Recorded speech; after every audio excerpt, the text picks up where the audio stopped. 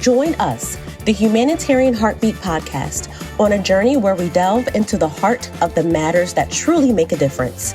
Our mission is to create a platform where we can openly discuss topics that often go unnoticed or unexplored.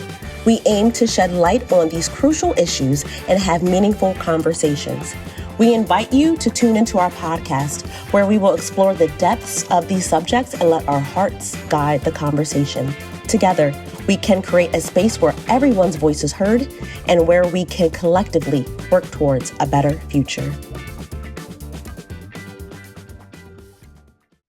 Welcome, everyone, to the Humanitarian Heartbeat Podcast. I am your host, Nia Imani, and I have the pleasure of interviewing, to y'all, she Gunny. But to me, she Shug. Shug, what's going on? Thank you for joining us. Hey, what's good? You are so welcome. I'm so happy to be here today. Thank you. Now, y'all heard this. Now, I feel like I'm going to start talking country. Shug, where you calling from?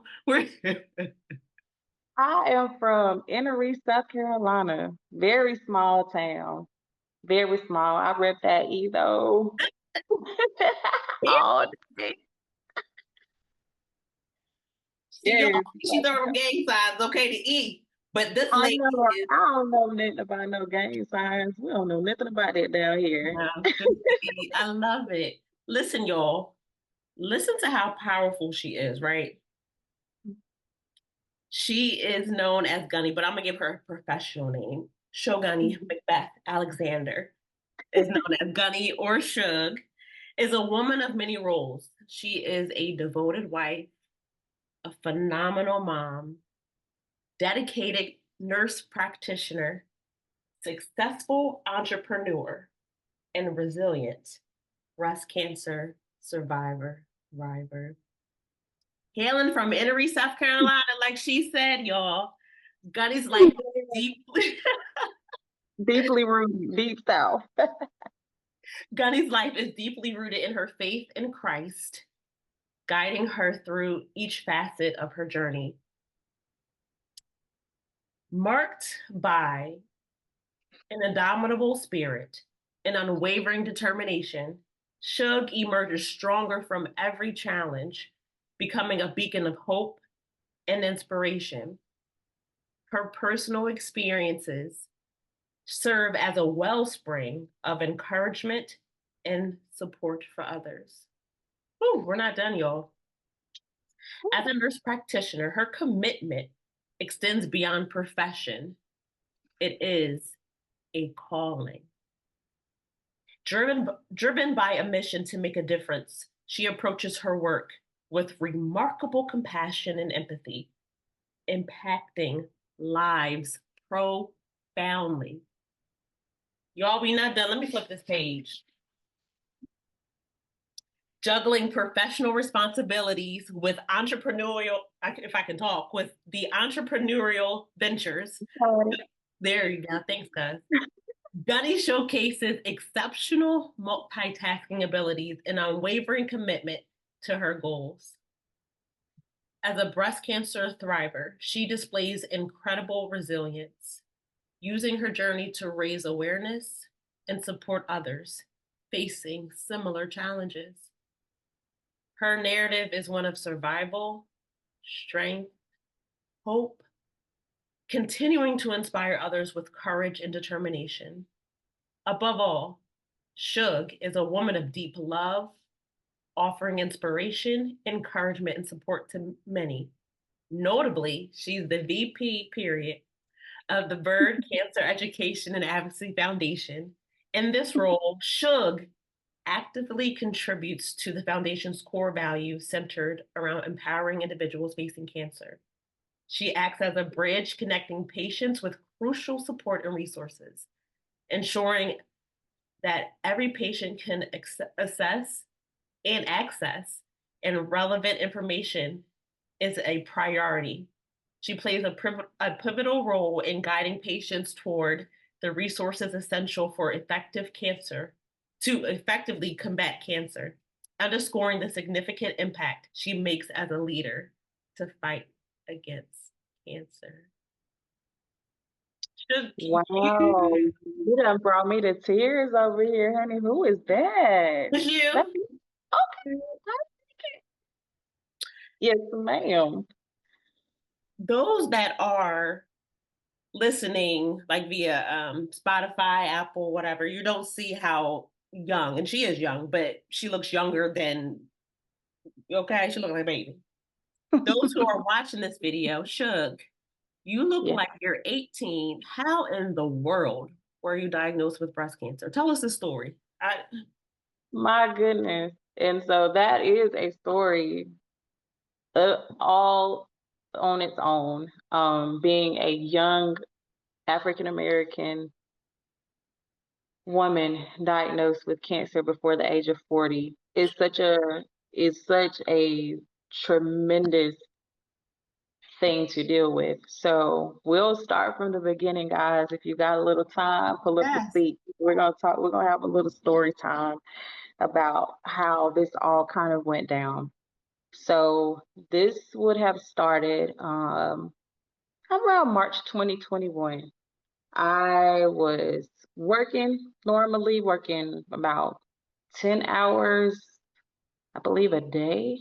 Yeah, I was working about 10 hours a day as a nurse practitioner. I just gotten this job. It was acute minor care, primary care, very busy, very crazy. But I did notice that my right underarm and the lower part of my right breast was a little bit uncomfortable. I couldn't feel anything. There was nothing there.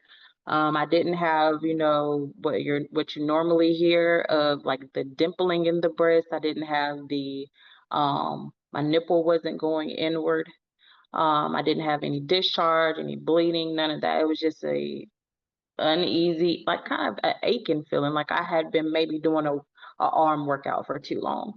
So, but I didn't play around with it though. When I went into my primary care provider's office, she is a beautiful chocolate Black woman. And let me just a little caveat, just a quick little caveat. If you have the opportunity to have a Black provider or a minority provider, please, please get with them. Get your appointment. Let them follow you. You have no idea how much of a difference that makes. Because when I went into that office and I told that Black lady, my physician, what was going on with me, she didn't bat an eye. She wasn't like, oh, well, we'll just monitor it. You're too young. She said, no, we're not going to play around with it. We're going to send you for an ultrasound and a mammogram. And I'm just kind of sitting there in the chair as she's talking to me. I'm looking at her like, why would we have? But I'm all for imaging. That's one thing you will know about me as a nurse practitioner and as a person in general. I love to be able to see things in order for me to be able to have a plan of action to be able to resolve some things. So I,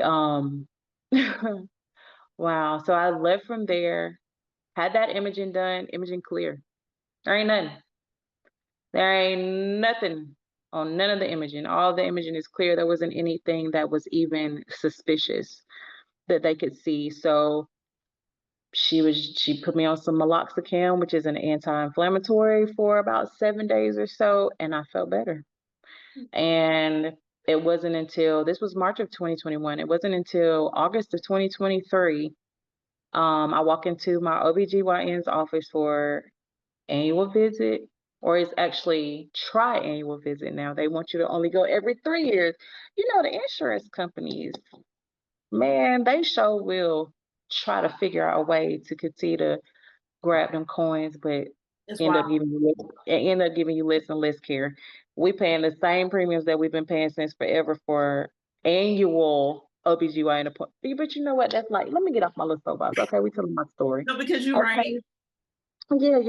Yeah, because I'm right. But so I'll go into my OBGYN's office for an annual visit, and it's routine. We are talking about my IUD. Want to know if I want to remove my IUD or if I want to keep my IUD. And if anybody is not familiar with an IUD, that's an intrauterine device. it is used for birth control. You can have it in something called a copper type of metal wiring, and you can also have it where it slowly releases hormones over, I think they have them for 3 years and for 5 years. So I had the 5 year, and I decided that I was going to remove it and I wasn't going to have it replaced. Just for personal little reasons. You know how sometimes people just kind of discontinue birth control. Not that they was, girl, I was just thinking about getting pregnant, but I wasn't going to get pregnant, girl. I was just thinking about it. Are you But serious? we were thinking about having more kids. Wow. So we did not go through with putting the IUD back. But during the breast exam is when my beautiful, intelligent OBGYN found a lump in my right breast during the exam, during my annual breast exam. And she said, "Has this always been here?" And I said, "Let me feel where." And she was like, "It's about 10 o'clock, at about 10 o'clock. So I felt there and I was like, whoa, wait, no. Like, I just had a mammogram and ultrasound in March that was completely clear. And here we are in August and we have a lump.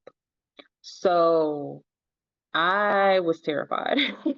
I was completely terrified. I didn't know what to think. I started calling everybody. I'm like, "They done found a lump. I don't know." And everybody's like, it's not a big deal. People find lumps all the time, but it doesn't mean that it's this or it's that. It could just be a cyst, or it could be, fibrosis. It could be this. So I'm like, I know all of those things. So I'm cool. And I also know that whatever the outcome is going to be, I was going to be fine.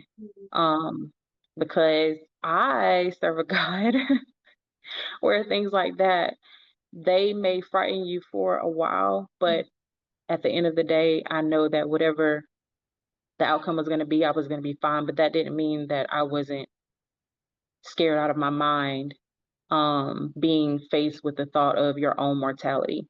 So you never really know how you're going to react to that until you face it. And so I leave from there, and I'm thinking in my head, or no, I haven't left the OBGYN's office. She says, "Yeah, I do see where you had your imaging in March and it was clear." But she said, "I'll leave it up to you. If you want to go and have this, re-imaged, get this imaging redone, I'm cool with it. If you want to wait it out and see what happens, or see if anything changes, I'm good with that too." And so initially in my head, I sat and I thought on it. And I think that is a normal reaction for a lot of people, especially when you've had such recent imaging and you get to thinking about it and it's not painful, it's not hurting you. And you're like, well, maybe that pain in March was a cyst developing and then I just didn't notice it. So I had all kinds of thoughts in my head. And so she said, "Just let me know either way." I left from there. Mine's still on 100,000 because I'm like, what is that? What could that be? So I didn't get any rest. Needless to say, I sat there all night long in my bed and I messed with that lump and I messed with that lump and I was just wide awake. And before morning, I was on my chart messaging my provider, "Hello, yeah, I'm gonna go through with the imaging." And so by that time, I think I had an appointment for imaging within 3 or 4 days. Got my imaging done, and the look on my radiologist's face nearly told me everything. She was just like, "I'm gonna tell you, this does not look right." And that, I think we need to do a biopsy. You've got some skin thickening, right underneath this breast. And she started pointing out these things, but still no dimpling, no swelling, no redness, nothing, just thickened skin under here. And so as I rub across it, of course, now that she says the skin is thick, it's like, well, yeah, it is kind of thick compared to to the left breast. So she says, "Well, it's gonna be about 2 weeks before we can get you in for biopsy." And I'm like, "You just told me that I have thickened skin. You just told me that it was suspicious. I can't wait 2 weeks. I'm gonna tell you that right now. Yeah, I can't wait. I can't wait 2 weeks. And so I'm up there and I'm at the scheduler's office and I'm telling her like, ma'am, I cannot wait 2 weeks. There is no way I'm not going to be able to rest. There has to be something, a cancellation. I don't care what time it is. Like I'm going to be here to get this biopsy done. So I think this was on a Thursday and all of a sudden she's like, oh, we can fit you in tomorrow. Really? It's going to be 2 weeks. Okay. Always fight for a better date. Okay. Always fight for a better date. Because I thought it was going to be 2 weeks, but okay. You got to stand up for yourself. And I know you sometimes may not want to, raise your voice or get down to their level or really show them what the culture is about. But sometimes you have to. Because if you don't, they will run over you and you will be sitting somewhere like, well, I had high blood pressure, but when I went, they said it was fine and I didn't need to be on no medication. Well, did they tell you anything else, Margaret? Did they tell you did they tell you that you should watch your sodium intake? Did they tell you that you should watch your water intake? Did they tell you should watch any of those things? Like, guys, we got to ask questions. We got to ask questions. Your health literacy does not have to be of masters, of doctoral, of bachelors, of associates, of none of those things to ask questions. If there's anything on your mind when you go into a doctor's office, I don't care if you think it's the dumbest question in the world. You have to remember you do not work for them. They are there to take care of you. Ask the question.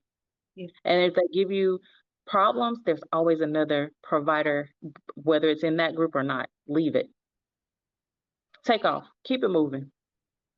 But anywho, you heard Miss Enoree. I have to interject all of my little stories and tidbits because I want my people to understand the importance of this, of young African American and minority women, and how disproportionately we are late diagnosed, misdiagnosed, and delayed. And so you really have to advocate for yourself. So I advocated for myself. I got that biopsy done on that Friday. It was going to be a holiday on a Monday. I think it was going to be Labor Day. So to get my mind off of things, because now I had a hole inside of my boob where they had done a biopsy. Was it uncomfortable? Yeah, it was uncomfortable. Was it the worst pain I've ever felt in my life? No, it wasn't. And was it 100% worth it to try to find out what was going on with me? Absolutely. Was it scary? A little bit. But was it not scarier that I could lose my life? Much more scary. So got the biopsy done. Didn't get those results that Monday because of the holiday. Got them that Tuesday. I can remember this like it was yesterday. I was laying in the bed at my home. Nobody was there. My kids were at school. My husband was in school as well. He went back to school, so he was in school, and I was there by myself. And I had heard my phone ping, and I had seen the email. I had seen where it said, "Your My Chart results are ready."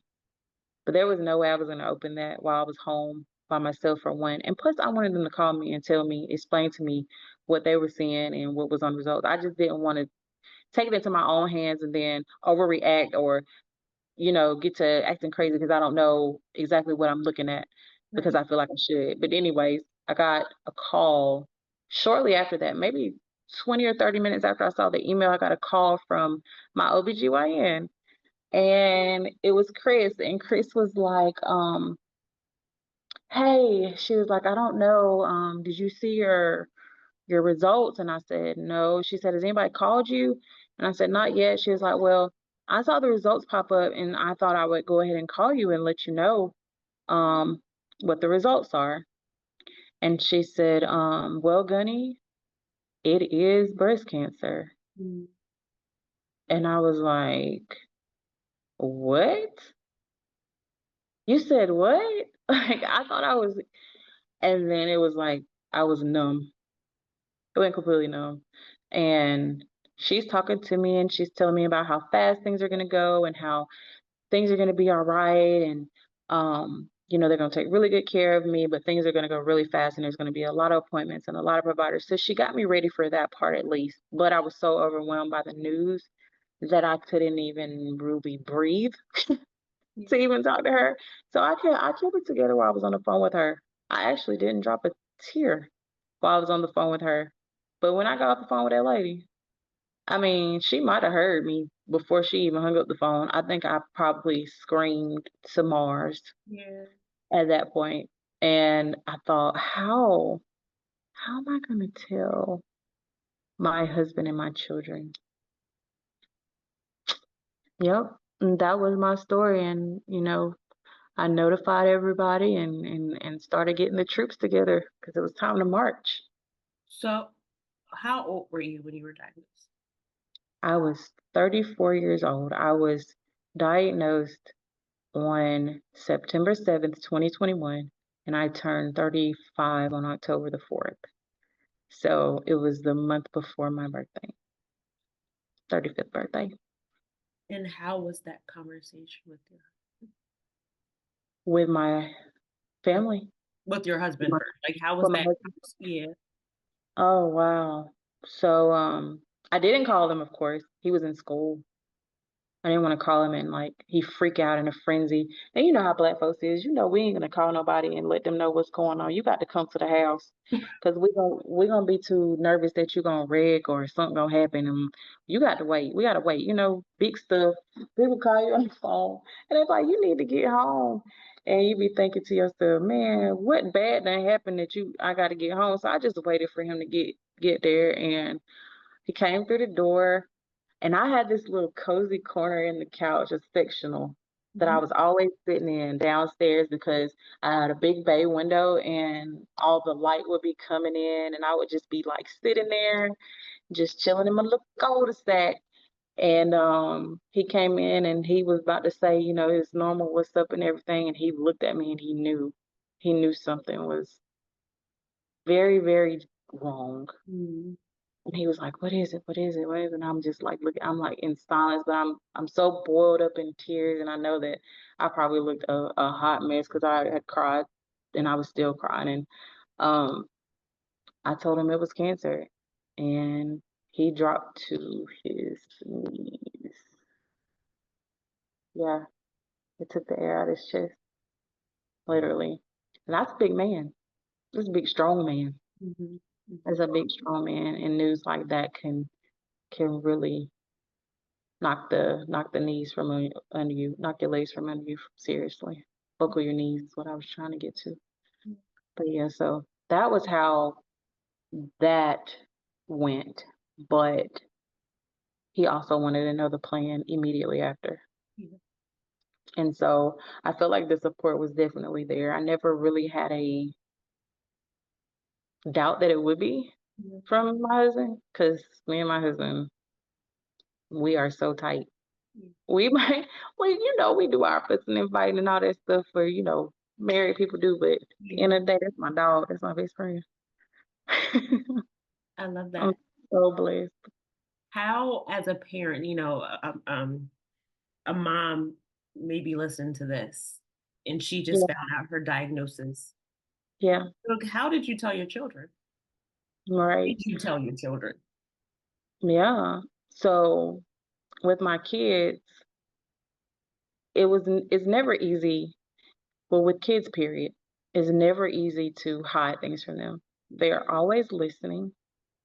Whether or not you think they're listening or not, whether or not you think they're paying attention or not, they're always listening. They're little sponges. They're soaking up everything. And so my biggest thing is I felt so guilty for having this diagnosis at such a young age and having such young children that I couldn't fathom the type of childhood trauma that I could potentially cause with if I think about it realistically with my children experiencing something like what I knew I was getting ready to go through. And so I really had to pray about that thing because I had to figure out how am I going to tell my then 12, I believe 12 and 5. 12 and 5? Yeah. Or 11 and 5. 11 and 5-year-olds. How was I going to tell them that mommy has the C word and we don't have a plan yet? I was out of my mind. So I believe, let me see,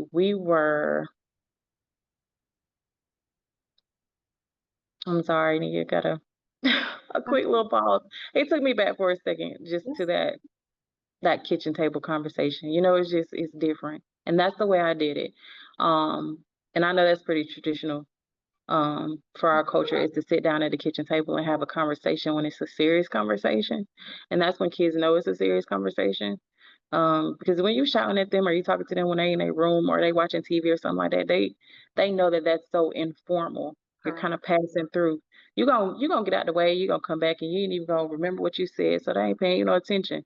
But when you sit them down at that table, they know like they gotta pay attention. They gotta look you in your eyes and things like that. And so what I decided to do was me and my husband sat down with them and we talked to them, and I told them, I know that you guys have noticed that things are different. Lots of people are around, like all the families around. People are crying, and I think that you guys are very intelligent, and I think that you guys are old enough to understand what's wrong with mommy or what's going on with mommy. So I explained to them, mommy has a sick boob. That's what I told them. I said, mommy's boob is sick. And it's trying to take my life, and I have to fight it. I have to fight it. And I wanted them to know that mommy might lose her hair during the fight. Eyebrows, my eyelashes, I may look different. I may be sick sometimes, but I don't want you to worry, because these are just symptoms of the really strong medication that they have to give me in order to fight the bug. I called it a bug. I called it a bug because I felt like they would understand that better. Fight the bug. Fight the bug that's trying to make mommy's boob sick. And so they kind of looked and they understood, but I also took it a step further and I told them that mommy's body may change. And I don't know if that's something that young breast cancer survivors or breast cancer survivors at all, when they have to have any type of surgery or anything, explain that to their children. But I did, because I knew that things were going to look different. I knew that. I knew that before I even went to my first visits to see the providers and things like that. Like, I knew things were going to be different. So I just went ahead and laid it all out to them, and I asked them if they had any questions. I told them it's okay to be sad about it, if they need to be. If they feel like they don't want to talk to mom or they don't want to talk to dad about what's going on, there are other family members, but there's also professionals outside of family that we can talk to if you want to, if it's, making you feel a certain type of way. But they got through it. They've been my little soldiers. They're my little troopers.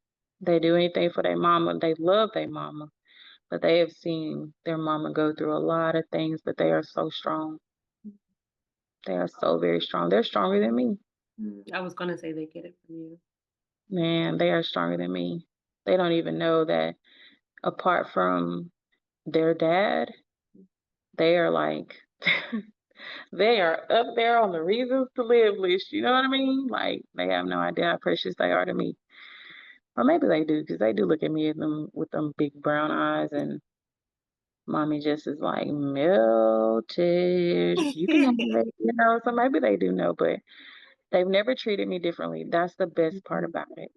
Even when I was sick from chemo, they never treated their mommy differently. Never. They never looked at me with sad eyes or gave me a pity party or none of those things. They just looked at me as their mom. But I would always ask their dad, do you think the babies look at me and they think mommy looks different or mommy looks weird? And I think they see their mom. That's so powerful. Mm-hmm. How was it going from and you're still a practitioner, but being on the side of taking care of patients to being the patient? How in the world was that? Oh my gosh, it was so hard. But in the same way, it was almost something that was needed because, like, throughout my life, I have never had any major health issues, let alone have to have like multiple surgeries and multiple specialists and all this. Like, I was really like a girl that went to her OBGYN, I went to my PCP. Occasionally, if I had to go to urgent care, I would, but other than that, like I'm diagnosing and treating myself at home with home remedies. Please, like, you know how we are. We are the worst patients.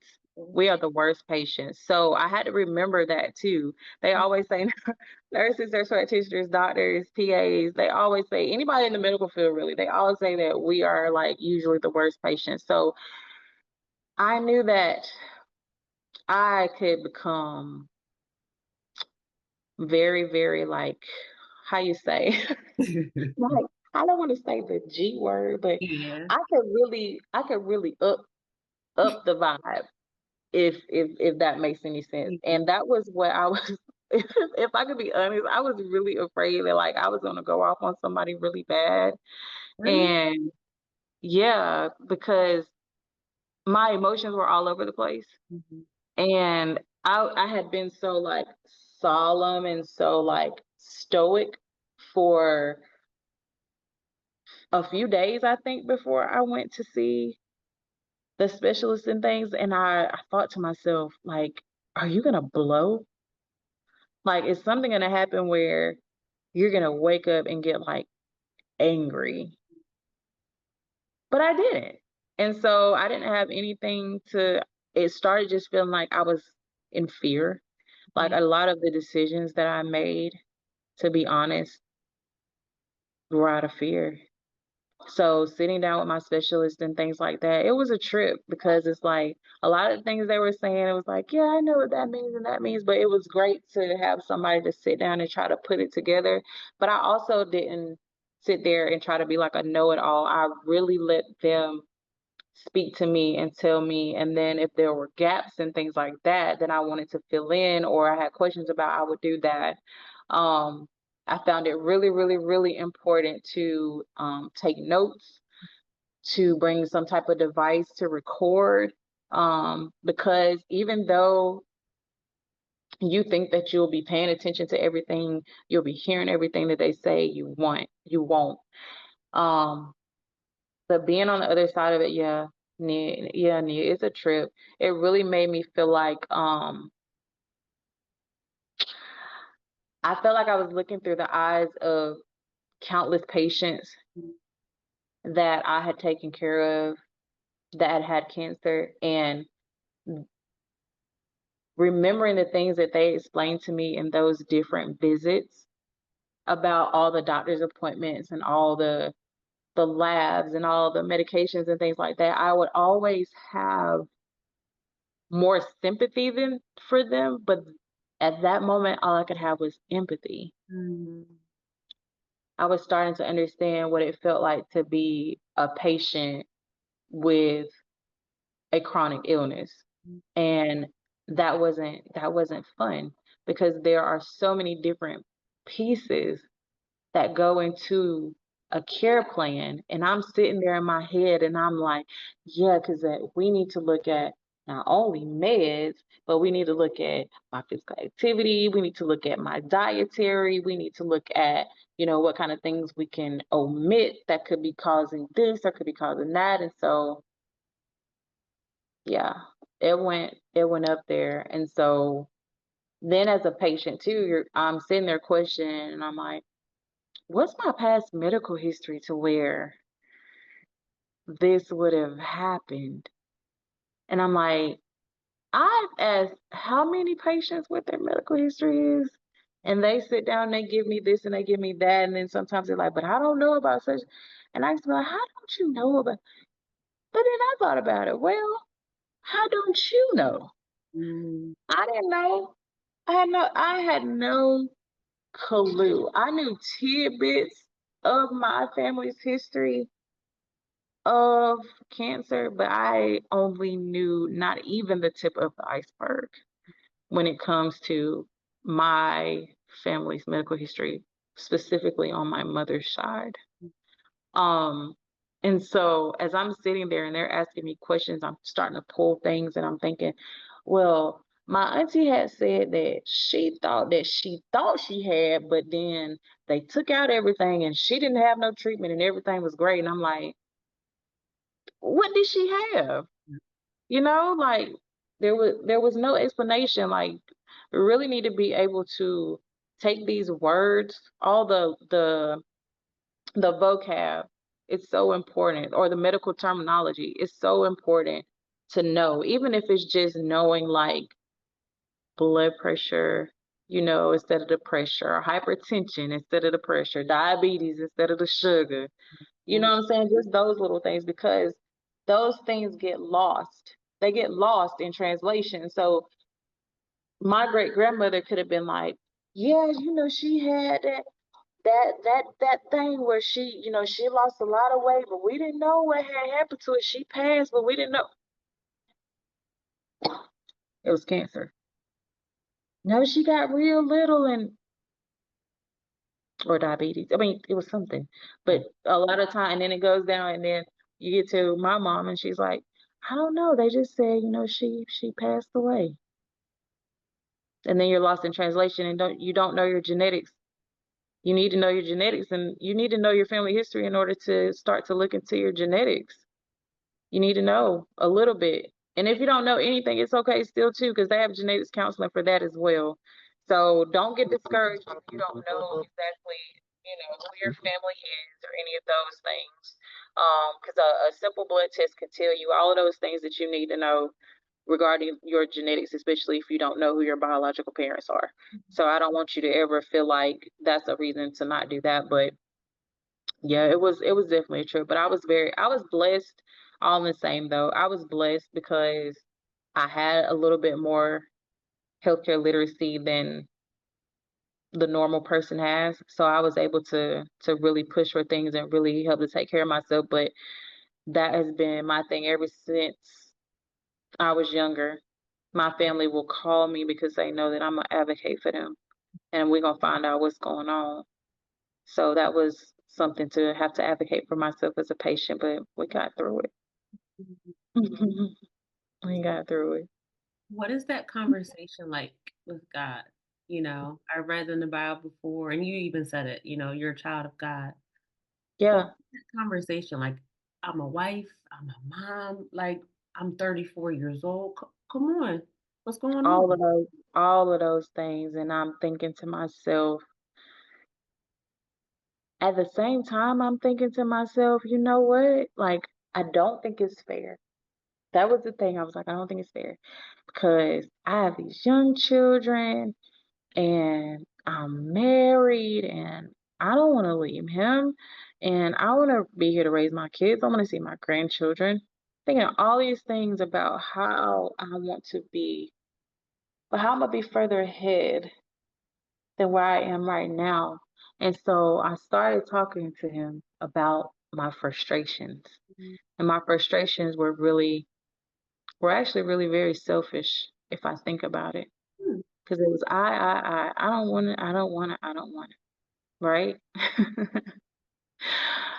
Oh my goodness, but at the same time, I never until that moment recognized, or maybe not recognized, acknowledged. I never acknowledged until after the dust settled and I started to really look at things in my life Mhm. and really start to see where things may have went wrong.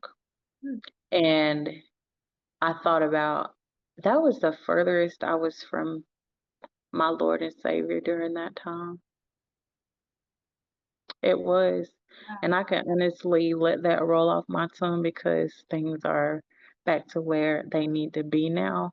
But it just goes to show how important your relationship with God is, um, especially in the midst of something that can be tragic. Um, because I think that had I been closer to him prior to the diagnosis, like I had been, Mhm. um, that it may not have been as traumatic for me. I may not have had so many questions and things like that because I would have known that he was ordering my steps. Yeah. So that was very different. And then I got mad. And I was like, here it is. There's that anger. You've been asleep all this time, and then you just got mad. And I got mad that, I was having to go through this, but I knew I was gonna be okay. Like that's what everybody just kept saying. Like everything that you were going through, you never stopped smiling. And I tell people anytime, any day, I had to be smiling because I was crying inside. I was literally crying inside, but I had to be strong for my family. I could not sit there and cry. Even though I'm the baby of the family, it would have been fine to cry. But I have children and I have a husband. And I did cry some days, but I tried my best not to. If I wasn't feeling absolutely bad, I didn't cry for the most part. There were some times when you're just laying there and you're thinking about the treatments or you're thinking about the disease process itself. And, the big part of the disease process is the possibility of spread. And so you think about that because you're human, you know, but at the end of the day, I knew that whatever God's will was going to have to be okay with me. And I just had to accept that. And once I accepted that and just started fighting and started living, and fighting like I wanted to live, is when I started seeing things for what they were and how lucky I was to not even look. I don't believe in look. How blessed I was to even be able to catch cancer early at 34, because 34 allowed me to heal very well because I am younger. But if they think of breast cancer as an old lady's disease, it's not. It's not. This 40, you got to be 40 for a mammogram is crazy. It's crazy. If you have a high risk, most of the time people don't even know they have a high risk. And they're like, oh, if you're high risk, you should start 10 years earlier. Well, yeah, sometimes that 10 years is 20 years. Say it Listen again. to me. Sometimes these 10 years is 20 years. There are plenty of females who are diagnosed with breast cancer in their 20s. That is not uncommon. No, it's not as common. It's not rare for that to occur. And I feel like when they need to have imaging, those services and things should be available to them. It shouldn't be a fight where they have to advocate for that. If they feel a lump in their breast, the simplest thing you could at least do is an ultrasound to let them know what we're looking at, or if we're looking at fluid or if we're looking at solid. Give them that at least, and that's a very simple and inexpensive test. You know what I mean? So, hey, it is what it is. But that conversation with God it was glorious, actually. It was the best conversation I think we ever had in my entire life, because I really had to open up my heart to him and really show him everything that I was thinking, everything that I was feeling. It was a strip down, baby. From the top of my head to the soles of my feet, my entire body changed. I lost all of my hair, my eyebrows, my eyelashes, even my dang on nose hairs. I didn't miss those. I didn't miss my leg hair. I definitely didn't miss not having to get a Brazilian wax, baby. I was in heaven. But that was one of those things that came along with it. Cause I could joke, like I could joke about that now because that was like the best thing ever, because I inherited the hairy gene from my dad. So like when all the hair was gone off me, girl, you couldn't tell me nothing. I thought I was Miss this, Miss that. You heard me. After I decided to fight, girl, it was a different story. Like I was up in the infusion room, girl, just dressed to the nines. They say you always look so fashionable. I be like, girl, yeah, you gotta do a little something. You know, you look good, you feel good. I always drew my eyebrows on until I didn't have none. And boy, I drew them things on like those, you know, those Mario, those bricks on Super Mario. I drew them straight across my face just like that. Girl, that thing looks so crazy. Girl, that thing looked crazy. But once I figured out I had eyebrow blindness, girl, I let that people go. I said, ma'am, no, ma'am. I know you ain't out here with Nike checks on your eyes. Upside down Nike checks. That girl was a mess. What was Brittany at during that? She was already going to LA, I think, by that time. Somebody should have helped me. Girl, it was awful. It was awful. But that was some of the things, like I lost all my hair, my skin changed, and that was one of the biggest things because, you know, skincare is my thing, you know, with my business and things like that. Prior to breast cancer. And so skincare was my thing and my family, and I'm not trying to be, I'm not, I mean, I probably am biased because it is my family, but they have beautiful skin. Look at you. Like we have beautiful skin. And so like and I know that sounds so vain because you're going through this in the treatment, but those are the things that make me feel like me. Yep. I don't think I'm a shallow individual for that. Um, but I do feel like once those changes start to occur with your skin is super dry. I mean, yeah, chemo touches you from the top of your head to the soles of your feet. But it's like a renewing because it's like you get a new start. And it's like God literally restores your entire body, cell by cell, stitch by stitch. And it's amazing to watch. It is amazing to watch. You gain your strength back, start to gain your stamina back, start to not have as much brain fog, start to enjoy things again, enjoy eating, enjoy your children, your family. Like, his restoration is immaculate. It really is. See, this is what I don't understand because you got to help me, you got to help the listeners, you got to help the viewers. Yeah. How is it that you go through so much, but yet you still reference God, you still give him the glory? Like, it doesn't make sense. How? Yeah. Yeah. And that's the whole thing with God. It doesn't always make sense. And I think I chase him more because he's so mysterious. And things may not always look like what you want them to look like or what you think they should look like. But the fact that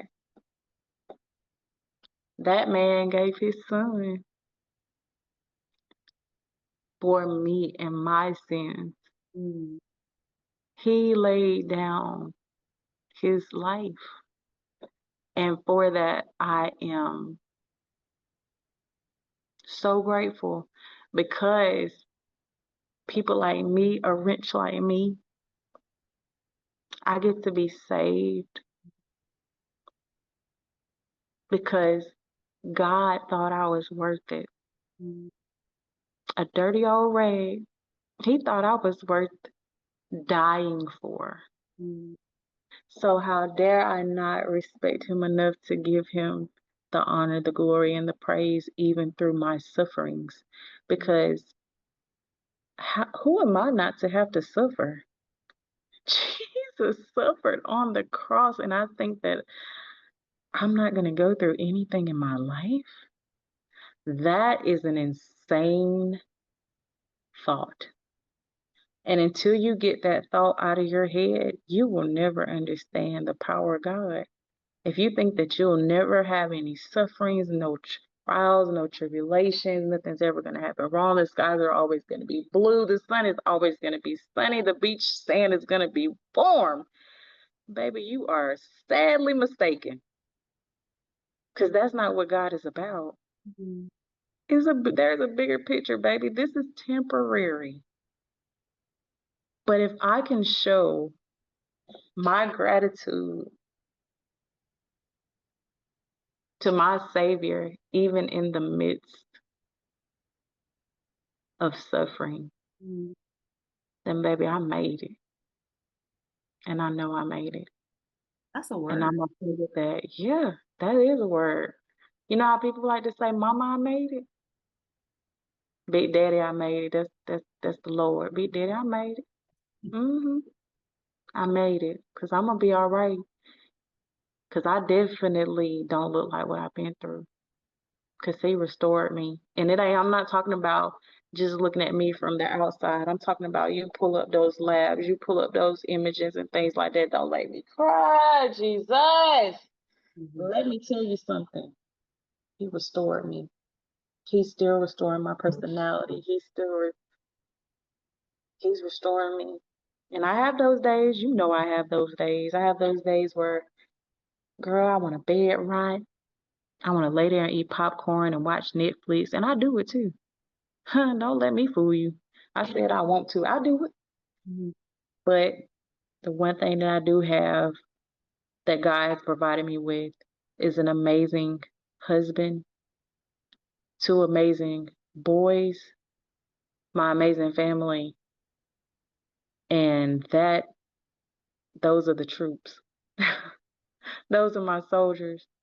I have a village and I have so much support. So on those days when I'm laying around, somebody's calling me. Somebody always calling me. If it ain't my mama calling me, she call me every day, every morning. By 7:30, she is on my line. If she's not calling me, somebody's calling me. What you doing? How you doing? Where you at? Somebody texting me. You texting me. Somebody's texting me because they feel my spirit. I know they do. You guys feel my spirit when something's off, or you just think of me and you message me, and nobody knows that makes all the difference in the world. Some days that gets me out of bed just to eat. Mhm. But most days, this is where I get to praising him. Most days, though, baby. Yeah. I am up and about, moving around, doing my nurse practitioner, wife, mama, two boys thing. Thingai. How you saying that? What's his name? Thingai?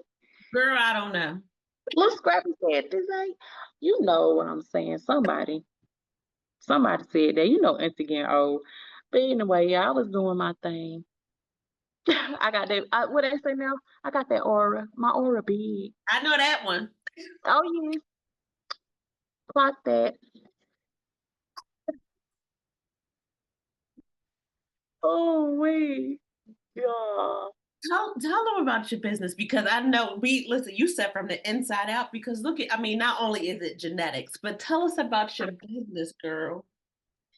Girl, my business is Glow is Beauty. I am natural body butters, sugar scrubs, Mhm. and shower steamers. I created Glow is Beauty, which means God's love of women. That's GLOW. God's love of women is beauty. And this was actually created before my cancer diagnosis. So I've always empowered women, loved women, and knew that God loved women. So it was important to me to create these natural products for women of all shapes and sizes, races, doesn't matter. Because as we know, most of the products on the shelves have so many toxic ingredients. And it's crazy that I went non-toxic in skincare prior to that. That's nuts. That's really nuts. So Mhm. I was doing it for almost 2 years. 2 years by the time I was diagnosed. And so yeah, they are mango and shea butter are my main butters. I love them. They are so thick and so luscious. You got to get them from the right suppliers, girl. You got to get it from the right suppliers. And they are whipped. They are whipped body butters, so they are whipped and as fluffy as clouds. And then you've got the sugar scrubs. They are not emollient, which I am not. I kind of like both. Emollient sugar scrubs, they're more like your tea tree type of sugar scrubs. I like a little bit more of a coarser grain than tea tree, so that's what I mix mine with. But don't get me wrong. When it comes to if I got to have some and I'm traveling or something, I forgot mine. Tea tree where it's at. Okay, I ain't hating. But Glow is Beauty do got a good coarse sugar scrub, and my shower steamers are made from all natural essential oils, and they are geared towards sinus, headaches, and stress. Yep. And so migraine headaches, sinus issues, and stress, that's where it's at. So I had some beautiful fragrances for that. But I will tell you guys that we are on a pause right now. I have to say pause because, as I told you guys in a little bit earlier in the interview, I'm starting to get myself back together. I've never lost hope. I'm a rep Glow to the death of me, but I had to put it on the back burner because I had a lot of things going on. But I look forward to a rebrand sometime in the near future. But I got a lot more things to do. I got a lot of things to do with Byrd. I've got a lot more things I want to do with research and writing with this paper and things like that. I got a lot of things that I want to do, and things are moving forward beautifully. It took me a while to really see, but I'm here and I'm good and I'm still that girl. It never left. Never left, Not baby. that tea. Let's talk about you being the VP real quick, because talk to me, President. So, like, how crazy is it that you're a VP? Like, you're the VP, nurse practitioner, you're a thriver. Like, how do all those things work together?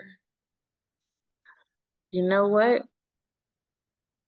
They have to be intertwined, and those things have been difficult because as you're getting your stamina back and you're starting back things, I think sometimes people don't understand the amount of time that you're out of work and then the amount of time that you're down from multiple surgeries. All of that sets you back. You're recovering from it, but even if you were out for 8 weeks, you're not recovered in 8 weeks. Your 8 weeks turns into more of like a year, and then it's a year added on top of it. You know what I'm saying? So all of those has got more and more difficult to kind of juggle. But once I feel like I started to get a routine, which that's where I feel like I am now. Because even in recent months, I've really felt like my energy is, I don't know how to explain it. Like my energy is picking up.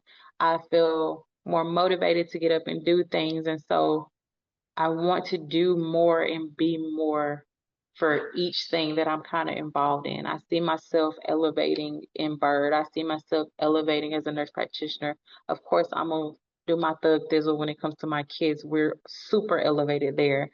Elevating as a wife, and as an overall homeowner and things like that. Like we have so many different things that we can elevate and use these things to kind of occupy time, because if your hands are idle like mine, I can't do idle hands. I can't do idle mind. I need to be moving. I need to be moving and shaking. Things got to be going on.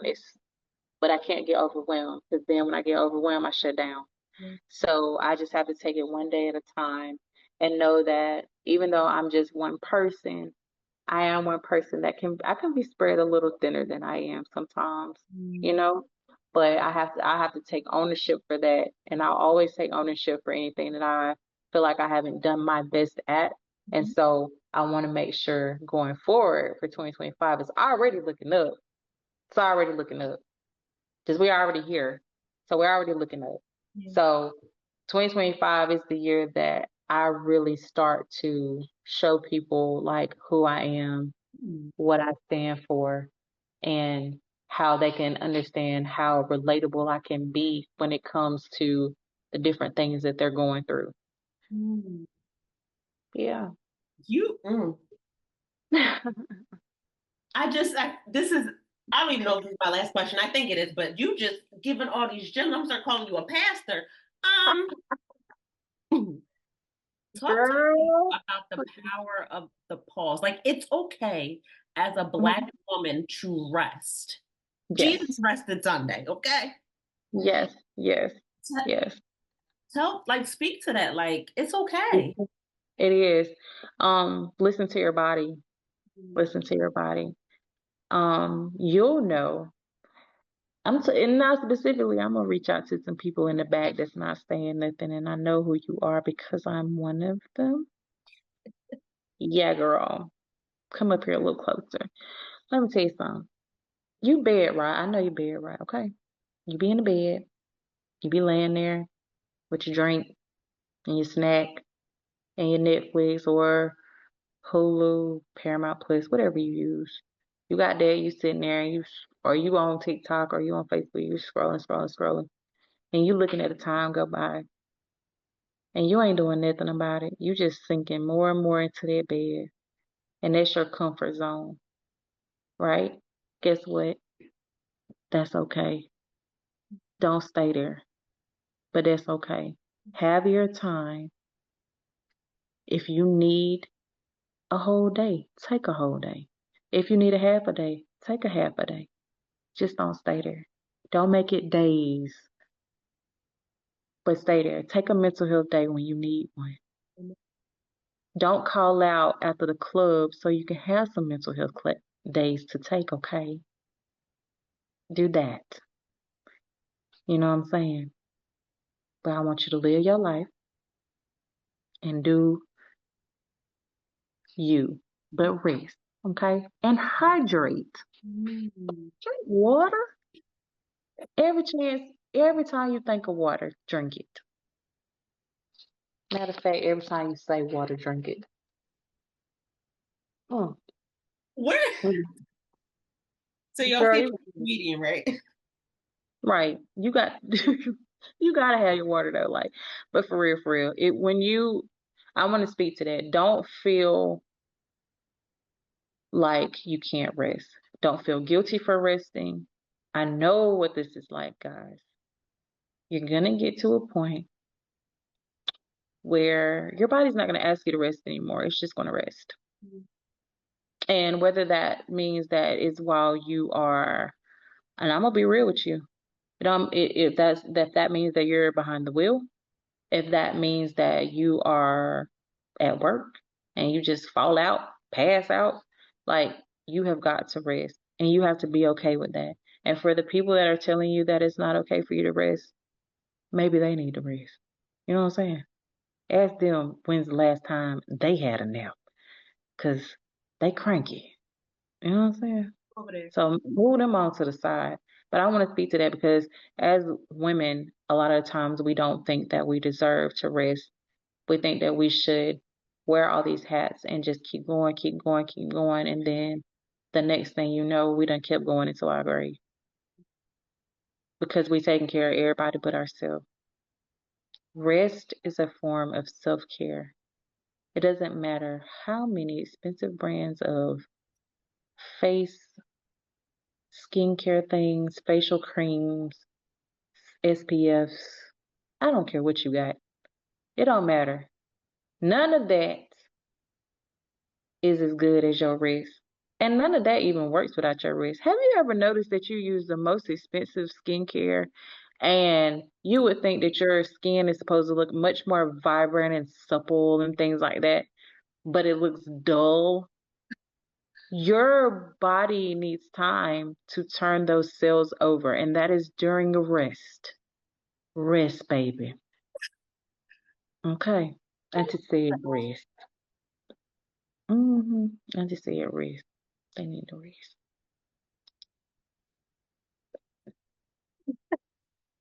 Oh, I love you, girl. I love you too. how can people reach out to you? Because I know they're saying, oh, I need her as my guest speaker. I need her as the keynote speaker. I need somebody to advocate for me. Whenever she presses play, I need the body. But how can people reach out to you? How can people reach out to me? Well, if you might not know, or if you can't tell by now, this was actually my first ever interview post, or actually not even first ever interview. This is my first interview post breast cancer. So this opened up a can of worms, man. This might just be doing something. But if you want to reach me, this is the best way to reach me. It would be via email. And Nia will probably have to link it because my name is very different. Okay. I'm gonna have my auntie named me, and don't get cute, because she named me back in 1986, and I don't know what she was on, and I don't care, but it was very different. And she said it was a very popular African name, but nobody can find it. Okay, but we're going with it. It means loved one in Nigerian, and we can't find the dialect. And don't you say it ain't. It is. And yeah, so Nia gonna put up my email in the link. Nia, tell them don't do too much on my name now, okay? It's very special to me, and you know how I'm joking. I go by Gunny, girl. Girl, say what you want. I done been called everything, so go for it. Shotgun, Shogun, Shogunny, you know, any and everything I've been called. So y'all can take off with it. It's very unique to me, and I'm a very unique person. So Nia will put my Shogunny.McBeth-86, I think, at gmail.com is the best way to reach me for emails. I am a little bit shy, but I will return your call or your message. I'll return your message. Y'all gotta listen, email her, because she is, I don't know if there's a word in the dictionary to describe this one. Make me cry. Gosh. This has been amazing. But to reach out to her, because not only did she bless us today, however you think she needs to fit into the she needs to be a keynote speaker. However that is, you are going to be wowed, and there's not going to be a word or a phrase or a sentence you'll be able to spit out, but y'all know what I'm talking about. Thank you so much. Thank you so much for having me. It was a pleasure. You're amazing. Thank you. You are too. We talking about you. Now, y'all can only call her Gunny. I can call her Shug. That's my Shug. And you can hear her on the Humanitarian Heartbeat Podcast. Reach out to her. Bye, y'all. Thank you for joining us on the Humanitarian Heartbeat Podcast. Remember, each conversation brings us closer to a world where compassion thrives. Stay connected, stay informed, and let's keep the heartbeat of humanity alive. Subscribe, share, and be a part of our journey to make a difference, one conversation at a time. Until next time, keep your hearts open, your minds curious, be a blessing to others, and give agape love. God bless.